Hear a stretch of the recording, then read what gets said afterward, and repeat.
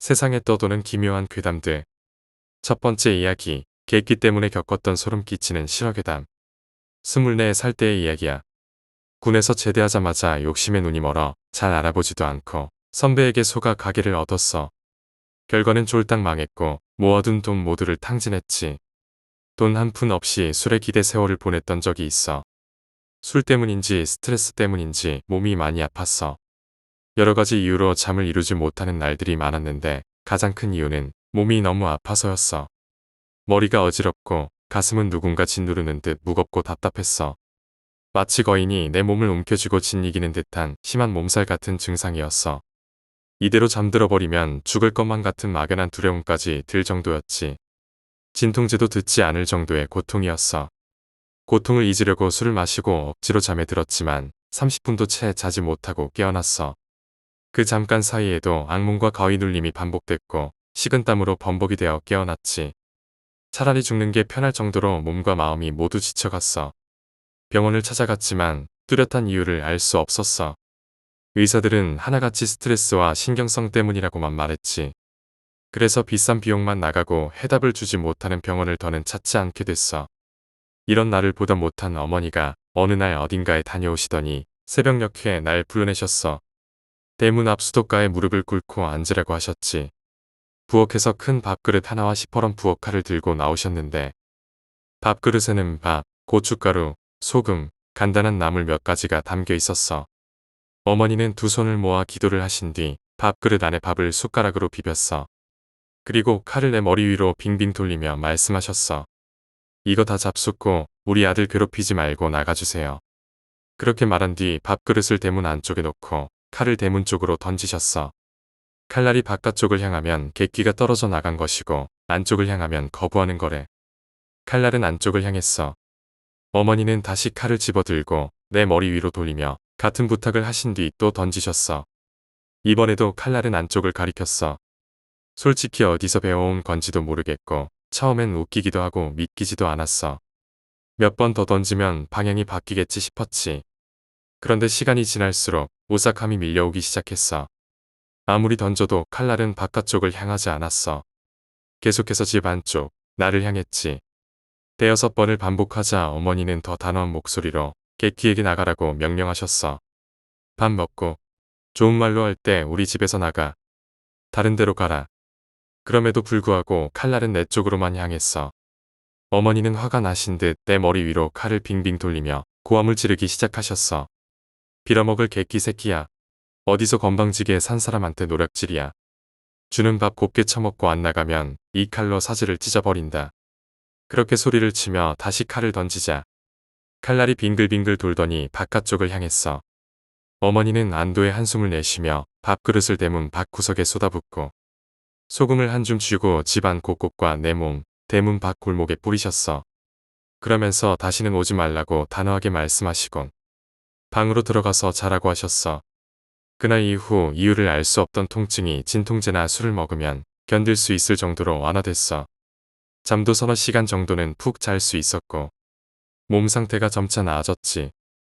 2주 정도 지나 친구의 소개로 회사에 입사했는데 완쾌까진 아니어도 일에 지장을 주지 않을 정도로 회복됐어. 나중에 어머니께 그게 무슨 방법이었냐고 물어보니 어머니가 어릴 적 경기를 앓을 때 외할머니가 해주셨던 방법이라고 하시더라. 외가 동네에서 전해져 내려오는 객기를 쫓는 의식이었대.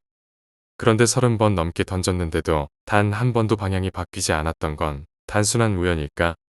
아니면 정말 나에게 무언가 붙어 있었던 걸까? 그날 이후 나는 몸이 어느 정도 회복되었지만 여전히 찝찝한 기분을 떨칠 수 없었다. 분명 칼날이 계속해서 내 쪽을 가리키던 그 광경은 상식적으로 설명되지 않았고 객기라는 것이 실제로 존재할지도 모른다는 생각에 매일 밤 불안한 마음으로 잠자리에 들었다. 며칠 후 나는 한밤중에 이상한 소리를 듣기 시작했다. 대문 쪽에서 누군가 문을 긁는 듯한 날카로운 소리가 들려왔고 그 소리는 점점 가까워지는 듯한 느낌을 주었다. 처음엔 고양이겠거니 생각하며 넘겼지만 그 소리는 점점 집 안쪽으로 이동하는 듯했다. 침대에 누워있던 나는 침대 머리맡 벽 쪽에서 손톱으로 긁는 듯한 소리를 들었다. 가슴이 쿵쾅거리며 심장이 멎는 것만 같았다. 이상한 것은 소리가 벽에서만 나는 것이 아니었다. 천장, 바닥, 심지어 방문 너머에서도 들리기 시작했다. 소리가 나는 방향을 향해 고개를 돌릴 때마다 소리는 사라졌고 소리가 들리지 않으면 다른 쪽에서 다시 시작되었다. 불을 켜려고 손을 뻗었지만 손이 떨려 제대로 스위치를 누르지 못했다. 그 순간 방문이 천천히 삐걱거리며 열리는 소리가 들렸다. 나는 몸이 굳어 그 자리에서 꼼짝도 할 수 없었다. 누군가 서 있는 것 같았지만 보이지 않았다. 분명 아무도 없는 빈 공간이었는데 느껴지는 기운은 숨막힐 정도로 무거웠다. 그날 이후 매일 밤 비슷한 일이 반복되었다. 특히 새벽 2시가 되면 반드시 소리가 시작되었고 대문에서 시작해 내 방까지 이어지는 일정한 패턴이 있었다. 어머니에게 이 사실을 말씀드리자 어머니는 깜짝 놀라며 다시 의식을 해야겠다고 하셨다. 이번에는 낮이 아닌 밤중에 진행해야 한다며 부엌에서 다시 밥과 칼을 준비하셨다. 어머니는 내 방에서 의식을 시작하셨고 칼을 머리 위로 돌리며 뭔가를 중얼거리셨다. 그 순간 방 안 공기가 차갑게 식는 듯한 느낌이 들었다. 어머니는 더 큰 목소리로 주문을 외우며 칼을 바닥에 던지셨다. 그러나 이번에도 칼날은 여전히 내 쪽을 가리켰다. 몇 번을 반복했지만 방향은 전혀 바뀌지 않았다. 어머니는 얼굴이 창백해졌고 칼을 다시 들고 방 구석구석을 휘둘렀다. 그 순간 천장에서 무언가 쿵 하는 소리가 들렸다. 나는 놀라 고개를 들어 천장을 보았다. 천장에는 사람 손처럼 보이는 검은 형체가 기어가고 있었다. 손톱이 벽을 긁으며 소리를 내는 것이 명확하게 들렸고 그 형체는 내 쪽으로 서서히 다가오고 있었다. 어머니는 크게 소리치며 소금을 천장 쪽으로 뿌리셨다. 그러자 그 형체는 끔찍한 비명을 지르며 천장에서 사라졌다. 하지만 방 안의 공기는 여전히 차갑고 무거웠고 소리는 멈추지 않았다. 그 후로도 집안 곳곳에서 이상한 일들이 계속 발생했다. 부엌에서 혼자 저녁을 먹고 있으면 뒤에서 발소리가 들렸고 화장실에서는 물이 갑자기 틀어졌다가 꺼지는 일이 반복되었다. 어머니는 점점 지쳐갔고 더 강력한 무당을 찾아가야겠다고 하셨다. 무당은 집에 들어오자마자 찬바람이 느껴진다며 고개를 저었다. 그는 아무리 의식을 해도 이 집에 붙은 객기가 떠나지 않을 것이라며 집을 떠나는 것이 유일한 방법이라고 말했다. 결국 우리는 그 집을 떠나 다른 곳으로 이사를 갔다. 이사를 하고 난 후에도 나는 몇 주 동안 이상한 소리를 듣는 것 같았고 가끔 잠결에 누군가 내 방 창문을 두드리는 소리에 놀라 깨곤 했다. 어느 날 나는 이사한 집의 대문 앞에서 작은 칼을 발견했다. 칼날은 여전히 내 쪽을 향해 있었다. 나는 그것이 무엇을 의미하는지 알 수 없었고 그 이후로도 칼이 왜 거기 있었는지는 알지 못한 채 살아가고 있다. 두 번째 이야기, 엘리베이터 괴담. 계단을 내려간다. 따분하다. 사람이 있다. 1층에 도착했다. 누군가와 함께 엘리베이터를 기다린다. 누군지는 모른다. 엘리베이터에 올라타고 층을 눌렀다. 하지만 뒤에 있는 이 남자는 버튼을 누르지 않았다. 같은 층인 걸까? 마침내 누른 층에 도착하였고 엘리베이터 문이 열린다. 뒤에 있던 아저씨가 먼저 내려 엘리베이터 앞에 섰다. 순간 나는 재빨리 주머니에서 칼을 꺼내 아저씨의 목을 베었다. 쿨럭거리는 소리와 함께 피가 바닥에 뿜어져 나온다. 바닥은 피로 얼룩지고 내 몸과 마음에 쾌감이 뿌려진다. 사람을 죽일 때의 이 쾌감. 아직 죽지 못하고 자신의 상처 부위를 두 팔로 감싸는 저 모습. 죽기 전에 나를 바라보는 저 부릅뜬 눈까지. 완벽하다. 나는 다시 한층 한층 계단을 내려간다. 1층에 도착하고 나니 사람이 많다. 오늘은 여기까지만 해야겠다. 다시 아침이 왔다. 눈부신 햇살을 기대했지만 날씨는 나를 더욱 자극했다. 나는 몹시 어두웠다. 마치 피로 밝게 붉게 물들여 달라고 하는 것처럼 어두운 날씨가 내 안의 살인 충동을 자극했고 난 다시 근처 아파트를 서성거리다 엘리베이터 앞에 섰다. 마침 사람이 하나 있다. 과연 어떻게 되려나? 엘리베이터를 기다리고 마침내 숫자가 1이 되었다. 하지만 그 순간 녀석은 자연스럽게 엘리베이터 문 앞에 몸을 밀착시켰다. 문이 열리고 나오는 사람이 아무도 없기에 그가 먼저 들어갔다. 생각지도 않은 행동의 녀석의 운을 시험할 수가 없어서 기분이 언짢아졌다. 너는 어디를 누르든 당첨이다. 라고 생각하고 녀석의 뒤를 따라 엘리베이터에 탔다. 그리고 녀석이 4층을 눌렀다. 4층 정도면 걸어가도 충분할 텐데 오늘 넌 운이 없구나. 슬슬 칼을 꺼낼 준비를 하며 문이 열리기를 기다렸다. 잠시 후 문이 열리고 4층입니다라는 엘리베이터 안내 소리가 나왔다. 녀석이 나보다 먼저 말을 하고 주머니에서 무언가를 꺼내 날 찔렀다. 아, 모방범죄인가? 나 어느새 이렇게 유명해진 건가? 온몸에 전율이 흘렀다. 하지만 쾌락은 아니었다. 잠시 후 무거운 눈꺼풀을 들어 올려보니 웬 방 안에 있었고 손발은 묶여 있었다. 그리고 눈앞에는 이상한 몰골의 녀석이 있다. 이게 사람이란 말인가? 30대 중년의 나이대로 보이는 그는 수염을 제대로 밀지도 않고 눈 밑에 다크서클은 회색이다 못해 피눈물을 흘리는 것처럼 검게 짙어져 있었다.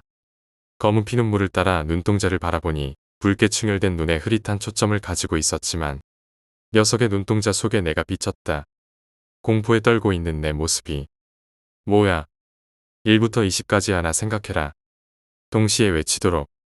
외치지 않는다면 넌 죽는다. 다행이다. 녀석과 같은 수를 부르지 않았다. 녀석도 나와 비슷한 방법을 써서 자기와 같을 경우 나를 죽이는 것 같다. 하지만 묶어놓은 걸 보니 이대로 한 번에 끝내줄 리가 없다. 그리고 그 순간 녀석이 나의 엄지손톱을 뽑았다. 고통이 심해 이를 악물고 천장을 쳐다보니 회색빛 천장이 노랗게 물들여졌다. 그는 자기 자신과 틀리면 내게 해코지를 하는 것이다. 나와 그는 그렇게 숫자 맞추기를 반복하였다. 결국 나의 손톱은 7개가 뽑혔고 드디어 녀석과 같은 수를 말했다. 이젠 살 수 있다. 당첨. 그는 이렇게 말하고 내 머리에 기름을 부었다. 그가 주머니에서 라이터를 꺼내 키려고 시도한다. 잠깐만. 난 살려줬잖아. 근데 왜 넌 안 살려주는 건데? 넌 내 딸을 죽였는데 넌 왜 안 죽은 건데? 얼굴에 불이 붙는다. 너무 뜨거워 머리를 마구 흔들어 보며 비명을 질러보지만 아무 소용이 없다. 얼굴에 불이 붙는 순간 나는 고통에 몸부림쳤다. 타들어가는 살 냄새가 공기 중에 퍼졌고 내 비명은 방 안에 메아리 쳤다. 눈을 감아도 보이지 않는 불길이 나를 휘감았고 고통은 멈추지 않았다. 하지만 어느 순간 의식이 흐려지며 모든 것이 정적에 휩싸였다. 눈을 뜬 나는 낯선 공간에 있었다. 검은 빛이 감도는 이곳은 벽도 천장도 없는 끝없는 어둠으로 가득 차 있었다. 그러나 바닥은 피처럼 붉은 액체로 덮여 있었고 한 발짝 내디딜 때마다 기분 나쁜 소리가 울렸다. 멀리서 낯익은 목소리가 들려왔다. 내가 여기까지 올 줄은 몰랐다. 나는 몸을 돌렸지만 그곳엔 아무도 없었다. 다만 목소리는 점점 더 가까워졌다. 그 순간 내가 서 있는 바닥이 갑자기 끈적거리는 손들로 변하기 시작했다. 그 손들은 내 발목을 잡고 위로 기어오르기 시작했다. 나는 온몸을 비틀며 손들로부터 벗어나려 했지만 발이 바닥에 붙어 움직일 수 없었다. 그 손들이 내 몸을 감싸고 마치 나를 더 깊은 곳으로 끌어내리려는 듯했다. 이제 끝이야. 그 목소리는 점점 더 선명해졌고 내 바로 뒤에서 들렸다. 뒤돌아보자 그 방에서 나를 불태웠던 남자가 서 있었다. 그의 얼굴은 더 이상 인간의 얼굴이 아니었다. 타버린 살점들이 검게 물들었고 눈은 완전히 텅 비어 있었다. 내가 도망칠 수 있을 것 같았어? 그가 웃으며 내게 다가왔다. 나는 숨이 멎는 것 같은 공포에 사로잡혀 아무것도 할 수 없었다. 그가 내 머리에 손을 얹는 순간 나는 다시 한번 모든 것이 붉게 물드는 것을 느꼈다.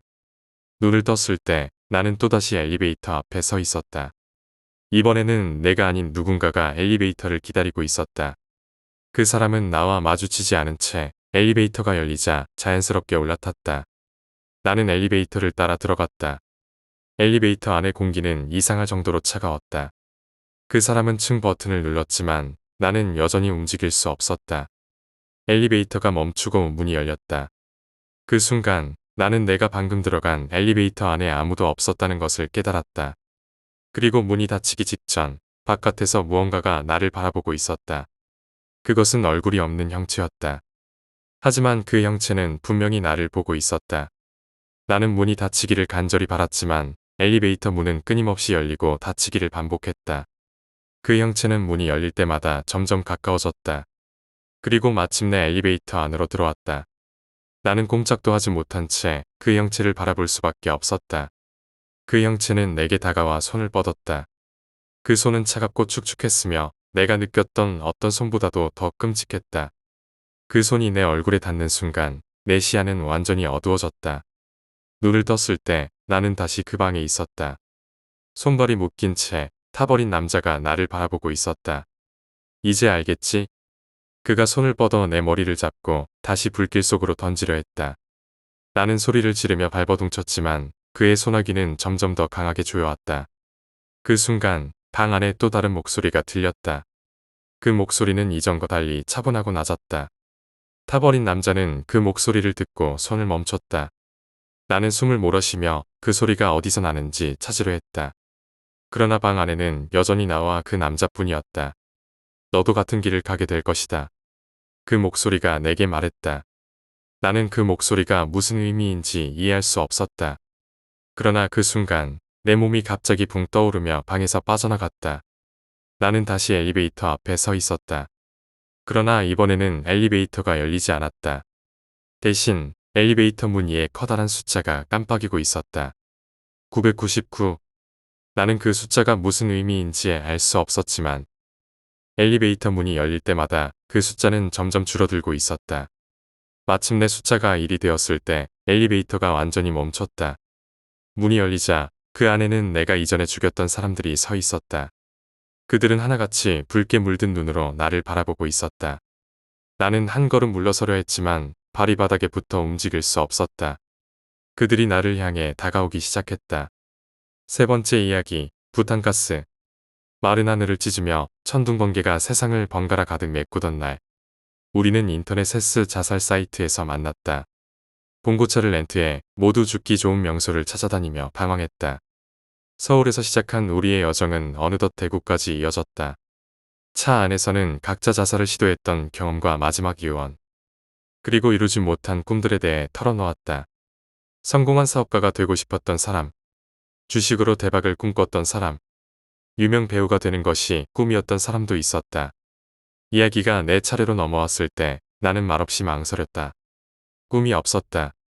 모두들 내가 하고 싶은 것이 없냐고 물었지만 나는 그저 어물쩍 넘어가 버렸다. 시간이 흘렀고 우리는 마땅히 죽을 만한 장소를 찾지 못하고 있었다. 그때 내가 제안했다. 절 근처에서 죽는 건 어때? 죽더라도 절 근처에서 죽으면 우리의 영혼이 저승으로 가는 길이 편하지 않을까 싶어서였다. 차 안에 모두가 동의했다. 종교가 없는 사람도, 기독교 신자인 사람도, 죽을 곳만 있으면 아무렴 좋다고 말했다. 우리는 차를 산으로 몰았다. 결국 한 절이 보이는 곳에 다다랐고 모두 자살 준비를 시작했다. 누군가는 유서를 쓰고 누군가는 신기의 기도를 올렸으며 또 다른 이는 소리 없이 울었다. 모두 준비를 마친 우리는 차 안에 창문을 닫고 가운데에서 부탄가스를 피웠다. 시간이 흘러 가스가 온몸에 퍼지기 시작했다. 눈앞이 흐려지고 뇌에 산소가 공급되지 않는 느낌이 확실했다. 그때 환각이 보였다. 눈앞에 검은 도복을 입은 존재가 서 있었다. 오른쪽에는 검은 삿갓을 쓴 또 다른 형체가 보였다. 기억이 떠올랐다. 내가 하고 싶은 것은 너희들을 데려가는 것이다. 거기에는 나와 같은 녀석들이 있었다. 그때 나는 깨달았다. 나도 자살을 해서 저승사자가 되었지. 요즘 사건 사고가 많아서 저승사자들이 바쁘단 말이다. 그래서 모으러 다니고 있다. 자살을 하면 그 벌로 저승사자가 되어 일을 해야 하거든. 나는 미소를 지었다. 나는 그들에게 소리 없이 속삭였다. 환영한다. 너희도 이제 곧 알게 될 것이다. 부탄가스가 가득 찬 차 안은 이내 조용해졌다. 숨소리마저 멋넣어버린 공간에서 나는 그들의 영혼이 천천히 몸을 떠나는 것을 지켜보았다. 그 순간 주변 공기가 무겁게 내려앉으며 차 안에 기묘한 기운이 감돌았다. 그들이 하나둘씩 정신을 차리기 시작했다. 하지만 이상하게도 모두 말이 없었다. 입술을 때려 해도 소리가 나오지 않는 듯했다. 그리고 그들의 눈빛은 점점 멍해졌다. 이제 알겠지? 내 목소리는 그들 모두의 머릿속에 울려 퍼졌다. 너희가 왜 여기 있는지 말이야. 그들은 어리둥절한 표정을 지었지만 그중 몇 명은 천천히 상황을 깨닫기 시작한 듯 보였다. 나는 그들에게 천천히 다가가 말했다. 여기는 더 이상 너희가 알던 세상이 아니다.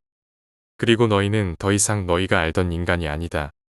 그 말이 끝나자 그들의 눈앞에 갑작스럽게 검은 안개가 피어오르기 시작했다. 안개는 차 안을 가득 메우며 모든 것을 집어삼킬 듯 퍼져나갔다. 그 안개 속에서 비명과 울부짖음이 들려오기 시작했다. 이게 무슨 일이야? 대체 왜 이런 거야? 몇몇이 외쳤지만 그들의 목소리는 금세 안개에 휘말려 사라졌다. 그 순간 차 밖에서 발소리가 들려왔다. 누군가가 천천히 차를 향해 다가오고 있었다. 나는 미소를 지으며 말했다. 그분이 오셨군. 이제 너희의 새로운 상사를 만나볼 차례야. 발소리는 점점 가까워졌고 차 문이 열렸다. 문 밖에는 검은 오브를 입은 존재가 서 있었다. 얼굴은 보이지 않았지만 차가운 기운이 차 안을 가득 채웠다. 그 존재는 손을 뻗어 차 안의 영혼들을 하나씩 끌어내기 시작했다. 저항할 틈도 없었다. 그들은 하나같이 겁에 질린 표정으로 안개 속으로 사라져갔다. 그리고 마침내 나만이 남았다. 존재는 내게로 다가와 낮고 깊은 목소리로 말했다. 내가 잘 데려왔군. 이번엔 몇 명이야? 5명입니다. 나는 대답하며 고개를 숙였다.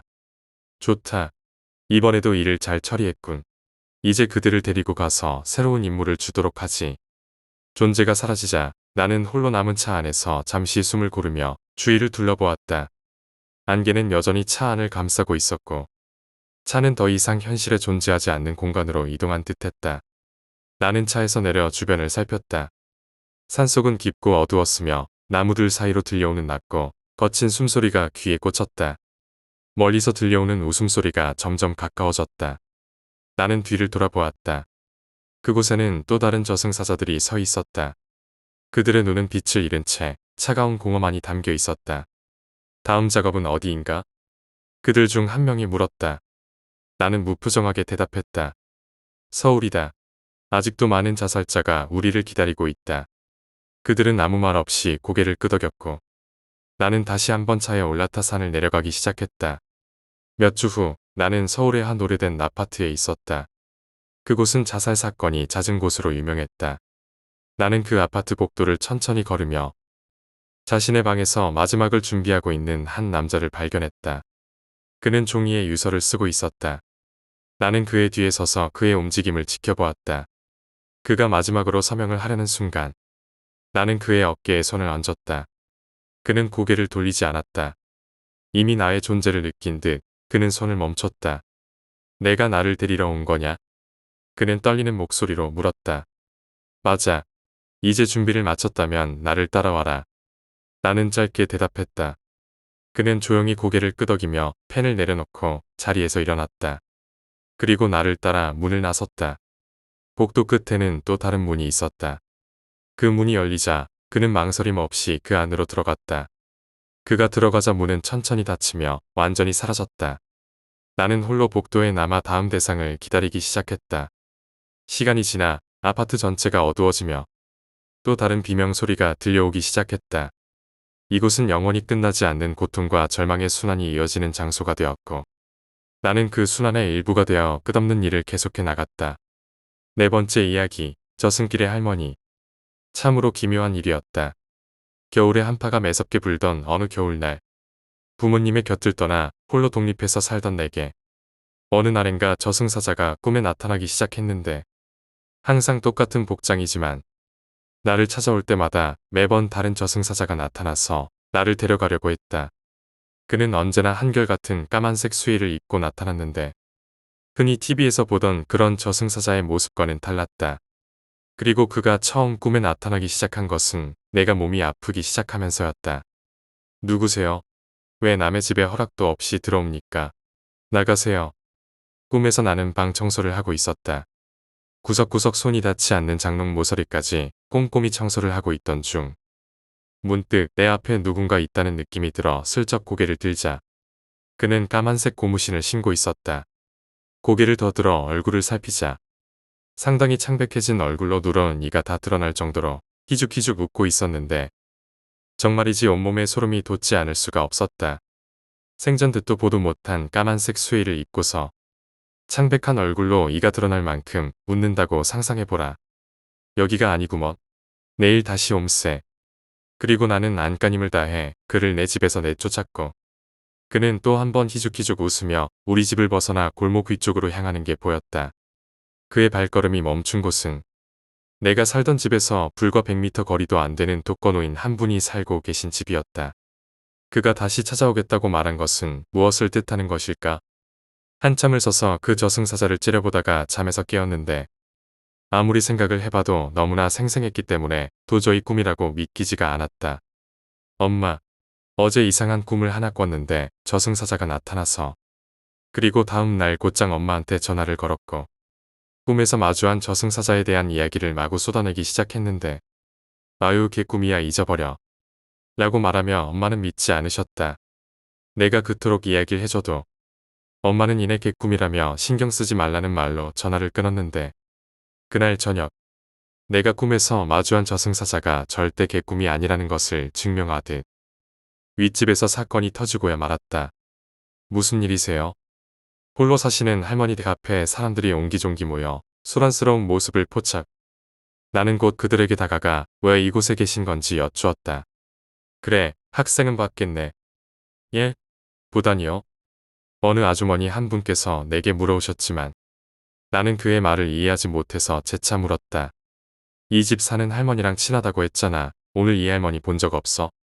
뜬금없이 할머니와의 친분을 물으며 본 적 없느냐는 말을 꺼내기 시작했는데 점점 뭔가 불길한 예감이 나를 휘감고 있었다. 친하다고 말하긴 좀 그렇고요. 그냥 가끔 부침개나 밑반찬 같은 거 만드시면 가끔 챙겨주시고 하셔서요. 감사해서 몇 번 일 도와드린 거 말고는 딱히 없어요. 오늘은 뵌 적도 없네요. 근데 무슨 일이신데요? 다름이 아니라 할머니 식사 거르지 마시라고 여기 봉사 오시는 분들이 계신데 집에 전화도 안 받으시고 이렇게 문을 두드려도 대답도 없고 말이야.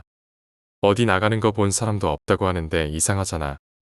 순간 어젯밤 꿈에 나타난 저승사자가 떠올랐다. 바로 이 집 할머니 댁 앞에서 멈추었던 그 저승사자가 말이다. 나는 설마를 연발하며 곧장 할머니 댁 문을 따고 들어갔지만 이미 때는 늦은 듯 보였다. 정말 편안한 자세로 누워 계셨지만 할머니는 숨을 쉬고 계시질 않았다. 이미 사망을 한 것이었다. 어머, 이게 세상에 무슨 일이야. 내게 말을 걸어왔던 그 아주머니가 호들갑을 떨며 난리를 치기 시작했다. 하루아침에 이게 뭔 날벼락이야. 아이고 참. 저기요 아주머니, 일단 경찰에 신고부터 하시죠. 나는 애써 냉정하게 말을 꺼냈다. 그러자 아주머니도 자기가 너무 오버를 했던 것을 인정하는 듯 헛기침을 하며 그 자리를 빠져나갔고 나는 곰곰이 생각했다. 전날 밤 저승사자가 내게 나타나 할머니 댁 앞에서 멈추었고 다음 날 다시 찾아오겠다며 말을 남긴 그의 말이 진정사실일까 하고 말이다. 우선 할머니의 시신은 병원으로 옮겨졌고 가족이나 자식이 있는지 조사를 해보고 곧장 수사에 착수할 것이라는 경찰의 말을 듣게 되었다. 그리고 시간은 계속해서 흐르고 있었다. 정적이 가득한 방 안에 손톱이 떨어져 나가는 소리만이 가득 메우고 있었다. 도저히 잠을 이룰 수가 없었기에 나는 방 안에 틀어박혀 손톱을 물어뜯기만 바빴는데 그리고 어느새 나도 모르게 잠에 푹 빠져 있었다. 어김없이 꿈속에서 저승사자가 나타났다. 그는 화장실에서 칼을 갈며 중얼거리고 있었다. 백석이여, 천석이여, 만석이여. 바로 그 저승사자였다. 염을 할 때 쓰는 말을 저승사자는 칼을 갈며 혼자 시끄럽게 떠들고 있었다. 온몸에 가시가 돋아나듯 소름이 끼쳤다. 썩 꺼지란 말이야. 저승 따위 안 가. 나는 안 가. 내가 소리치자 저승사자는 순식간에 내 앞으로 다가와 멱살을 잡고 집 밖으로 끌어내려 하기 시작했다. 노으란 말이야. 내 나이가 몇인데 벌써 저승에 가. 난 못 가. 아니, 안 가. 안 간다고. 하지만 그의 힘은 너무나 강했다. 아무리 발버둥을 쳐도 그의 힘은 당해낼 수가 없었다. 속수무책으로 나는 끌려나가게 되었고 저승사자는 내가 살던 집 뒤쪽에 있는 뒷산 입구에 멈춰섰다. 배가 올 때가 됐는데 그가 그렇게 말하는 순간 눈앞에 강이 펼쳐졌다. 잔잔하고 안개가 자욱하며 바람 하나 불지 않는 평온한 강이었다. 나는 생각했다. 진짜 죽는 건가? 이제 정말 죽는 건가? 그렇게 나는 정신을 잃어가기 시작했고 곧 그 자리에 쓰러지게 되었다. 하지만 갑자기 저승사자의 목소리가 아닌 맑은 목소리가 들려왔다. 그것은 여자에게서나 나올 법한 그런 목소리였다. 아가, 일어나거라. 슬쩍 눈을 떠 앞을 살펴보니 내 눈앞에는 돌아가신 외할머니가 서 계셨다. 외할머니는 나를 안쓰러운 눈빛으로 바라보며 말씀하셨다. 아가, 내가 지금 여기가 어디라고 여기를 온 거냐. 나는 힘없는 목소리로 할머니를 부르고 싶었지만 차마 목소리가 나오질 않았다. 아가, 얼른 이 할미랑 나가자. 일어나거라. 하지만 나는 온몸에 힘이 빠져 일어날 수가 없었다. 그런 나를 도우시려는 것인지 할머니는 지팡이를 내밀어 잡으라고 하셨다. 나는 힘없는 팔로 안간힘을 다해 지팡이를 잡았고 이어 힘겹게 일어서자 할머니는 다시 말씀하셨다. 여기가 끝이 아니다. 뒤도 돌아보지 말고 죽어라 뛰어갔거라. 누가 불러도 안 들리는 척 해버리고 얼른 뛰어가야 된다. 그리고 여기서 나가면 절대로 내가 여길 왔었다고 이야기도 하지 말고 생각도 하지 말거라. 아가, 이 할미 말 명심해야 한다. 나는 할머니를 꼭 한 번이라도 안아드리고 싶었지만 할머니께서는 어서 가야 한다며 나를 밀치셨다. 손짓하며 가라고 재촉하시는 할머니를 뒤로하고 얼마나 뛰었을까. 뒤에서 목소리가 들려왔다. 오냐, 내가 이기나 어디 한번 해보자. 기이한 웃음소리를 내며 정체 모를 그것이 나를 쫓아오고 있었다. 그런데 앞쪽에서 누군가 나를 보며 이리 오라고 손짓하는 것이 보였다. 숨이 막히고 갈비뼈에 통증이 느껴졌지만 죽을 힘을 다해 그곳으로 뛰기 시작했다. 뒤에서는 여전히 그것이 쫓아오고 있었다. 더 이상 숨을 쉴 수 없다는 생각이 들 정도로 뛰어간 끝에 대뜸 딱딱한 나무 대문에 머리를 박고 그대로 쓰러지고 말았다. 이제 정신이 돌아오나 보네. 학생. 눈을 떠보니 나에게 할머니의 안부를 묻던 그 아주머니와 동네 사람들이 모두 나를 둘러싸고 있었다. 나는 놀란 나머지 벌떡 일어나 숨을 몰아쉬며 내 몸을 확인했다. 몸은 멀쩡했고 옷이 흠뻑 젖어 있는 것 말고는 상처 하나 없었다. 그러자 아주머니가 말씀하셨다. 장씨 할아버지 안 계셨으면 큰일 날 뻔했어. 저기 골목 입구 우물 쪽으로 갔더니 대뜸 학생이 스스로 떨어지더라고. 아유, 물이 안 얼어서 다행이지. 정말 큰일 날 뻔했어. 괜찮은 거지? 나는 숨을 고르며 대답했다. 괜찮습니다. 갈비뼈가 아픈지 테스트하듯 숨을 크게 쉬어보며 내가 살아있음을 확인했다. 그제야 안심할 수 있었다. 내가 다녀온 그곳은 과연 저승으로 가는 길이었을까? 만약 외할머니께서 나를 도와주시지 않았다면 나는 지금 이곳에 있을 수 있었을까? 그런데 아주머니가 자꾸 내게 물으셨다. 할머니 하고 부르던데 저승에라도 다녀온 거야? 꼭 내가 저승에 다녀왔다는 것을 아는 것처럼 말씀하셨다. 아주머니의 물음에 나는 머뭇거리며 대답하지 못했다. 머릿속은 온통 혼란스러웠다. 그 꿈 같은 경험이 정말 현실인지 아니면 내가 미친 것인지 알 수가 없었다. 할머니가 나를 구해주신 거야. 분명히. 나는 스스로에게 중얼거렸다. 그날 이후 꿈에서 본 저승사자는 더 이상 나타나지 않았다. 하지만 어딘가에서 나를 보고 있을 것만 같은 기분은 계속되었다. 며칠 후 장례식장에서 들려온 소식은 나를 더욱 혼란스럽게 만들었다. 할머니의 가족 중 한 사람이 나를 찾아와 말했다. 학생, 우리 어머니가 살아계실 때 참 감사했어요. 학생 덕분에 외롭지 않았다고 늘 말씀하셨거든요. 나는 고개를 끄덕이며 말을 잇지 못했다. 그 순간 할머니의 마지막 모습이 떠올랐다. 그리고 저승사자가 다시 나타나면 어떻게 해야 할지 모를 두려움이 엄습했다. 그날 밤 나는 할머니가 남긴 물건들 중 하나를 보관하게 되었다. 작고 오래된 목걸이였다. 할머니의 가족들은 그것을 나에게 주며 이렇게 말했다. 학생에게 전해달라고 하셨어요. 힘들 때 이걸 보면 마음이 편해질 거라고요. 나는 목걸이를 조심스럽게 손에 쥐었다. 목걸이를 손에 잡는 순간 알 수 없는 평온함이 나를 감쌌다.